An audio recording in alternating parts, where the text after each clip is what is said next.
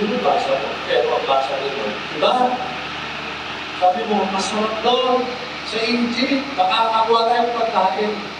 Pero sinasabi ko, makakakuha ka din. Hindi ko alam.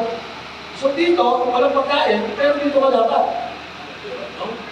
Kasi pag gutom ka, andun na lamesa, eto toilet, dito ka sa toilet, gutom na ako eh. Parang gano'n, di ba? So, di ba pag gutom ka sa lamesa o pupunta, eh bakit dito ka lang sa tabi ng siya? Di ba parang hindi mo nagustuhan eh. Pero, sa mata ng Diyos, hindi mo nakakita. Sa mata mo, kung ang mali dito, ito ng tama. Sa mata ng Diyos, mali lang ito ng tama. Di ba yun ang mga nakakalito kapanahonan? Kapag-mental. Ito po masusubukan kung paano tayo tumutunog sa sitwasyon base sa tayo ng kalimutan. Sabi ng Bible, do not go down to Egypt, live in the land where I tell you to live. Live in the land where I tell you to live. Live in the land where I tell you to live.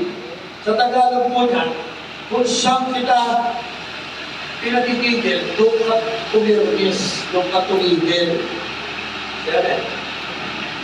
So pagdating ko ng verse 3, etong sabi ng Panginoon, stay, said for stay. Kanina, do not go down, kasi stay. Stay in this land for yan, sabi ako, stay ka dito for a while. Dali lang. And I will be with you, and will bless you. For to you and your descendants, I will give all this land, and will confirm the oath I swore to your father, Abraham. Ang pinili ko ito. Pag sa Egypt, dito ka sa Gerar. Ang nakikita mo sa surface, eh, gutom dito.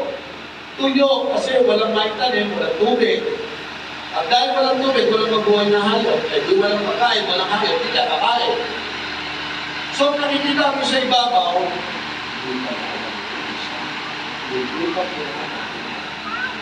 yung ako. Kaya pinangako kay Abraham. Kaya pwedeng sabihin, or stay in the land, when I tell him to leave, stay in this land for a while. Teka muna, paano to? Eh, gutom natin to eh.